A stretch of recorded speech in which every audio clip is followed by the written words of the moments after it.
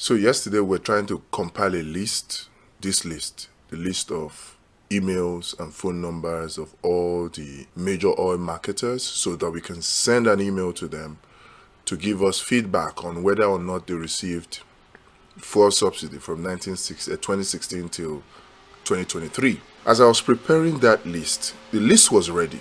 In fact, we have drafted the email, just about sending the email when I got a message from a friend of mine.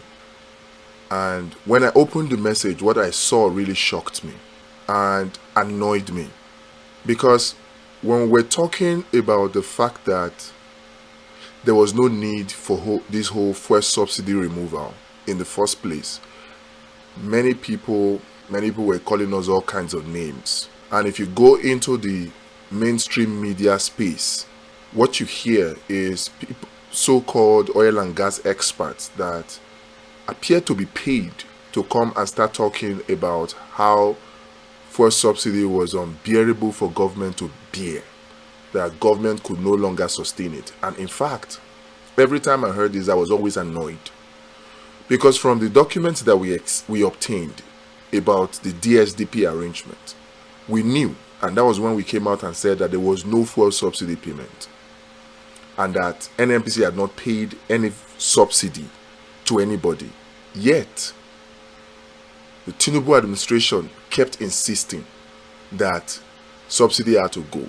And we kept insisting, if there was no fuel subsidy in the first place, if the whole fuel subsidy regime was a fraud, what is the whole point of increasing the pump price of fuel to deal with a fuel subsidy that was a fraud? What is the point?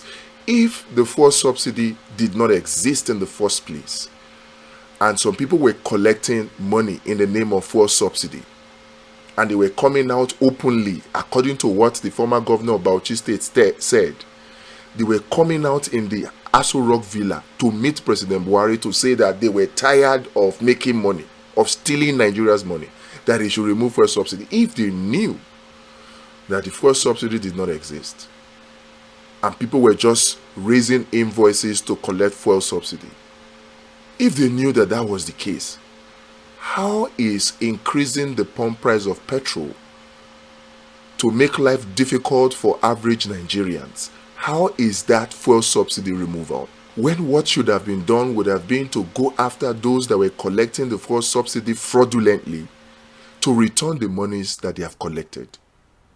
That would have been the solution.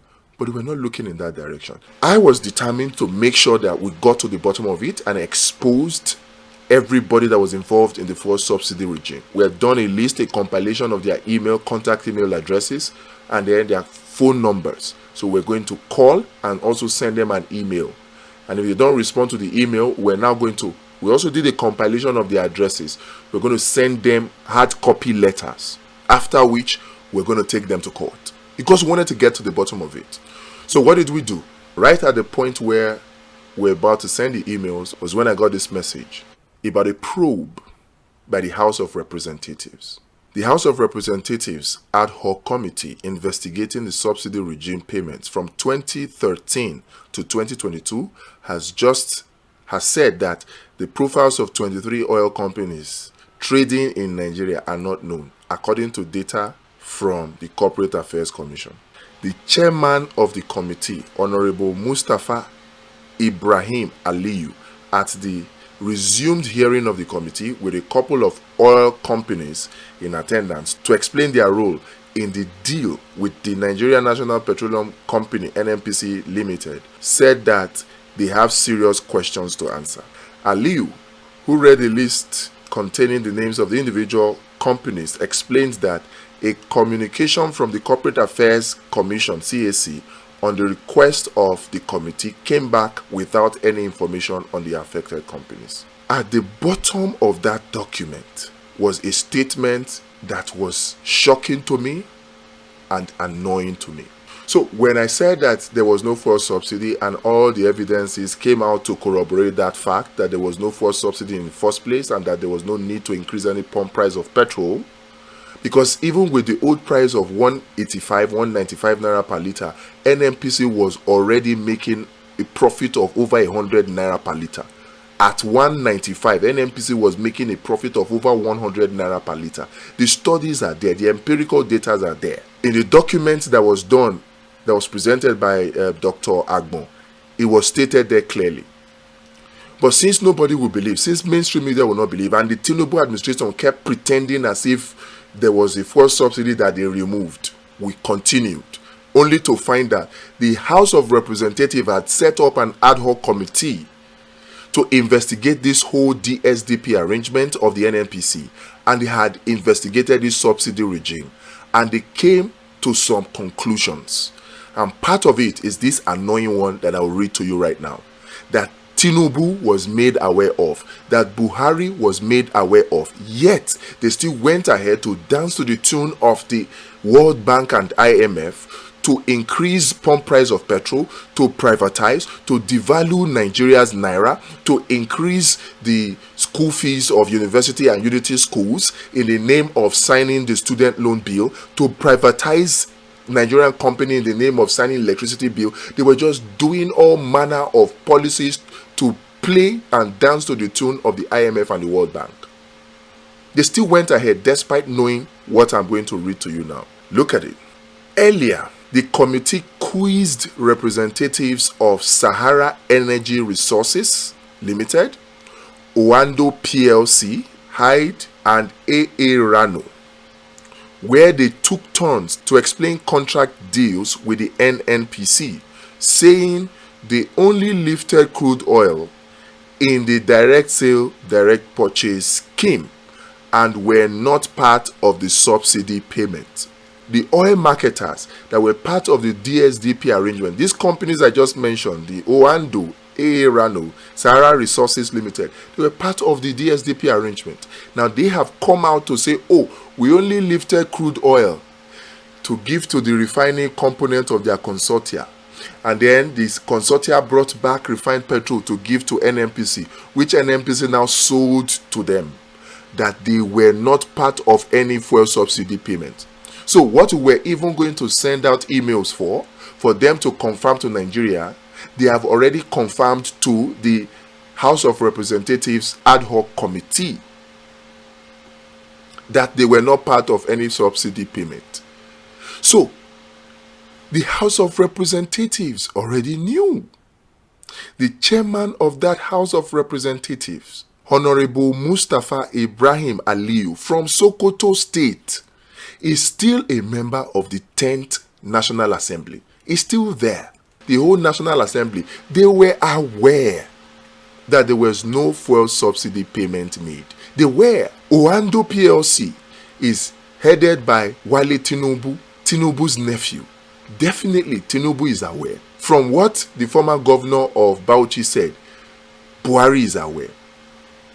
So, Buhari is aware, Tinubu is aware, and they still chose to increase the pump price of petrol in the name of fuel subsidy removal that did not exist. How wicked can a person be? How wicked can a government be? How wicked? Tinubu knew that there was no fuel subsidy made. Tinubu knew. APC knew. In fact, PDP knew. The members of this 10th NAS, they knew. They were the ones that conducted the ad hoc committee Senate hearing to prove fuel subsidy regime.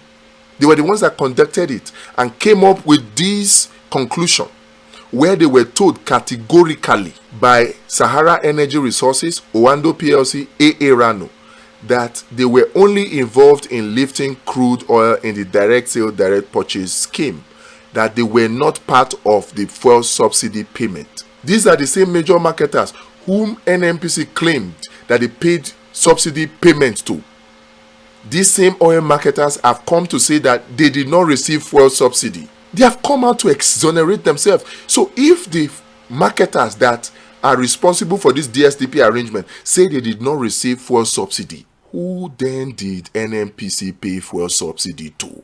Who then did the federal government pay those 4.2 trillion in 2022, the 3 trillion in 6 months of 2023, the 3 trillion of 2021, and the 1 trillion of 2020? Who did they pay those monies to? And rather than go after the people who fraudulently collected those money, the Tinubu administration thought it best to punish Nigerians by increasing the price of petrol just to please the IMF and the World Bank, making Nigerians go through untold hardship, unnecessary hardship.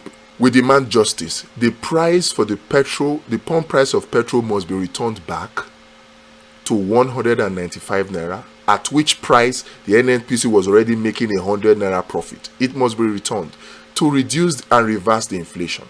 If the Tinubu administration has any iota of humanity left in them, they should revert it and rather go after the people that have fraudulently collected this so-called fuel subsidy payment. So the Tinubu administration, if you have any humanity left in you, if you're not just wicked and just enjoying the suffering that you have brought upon Nigerians unnecessarily, then you should revert the price of petrol back to the original 195 and go after these rogues that were collecting money for subsidy payment for fuel that never existed.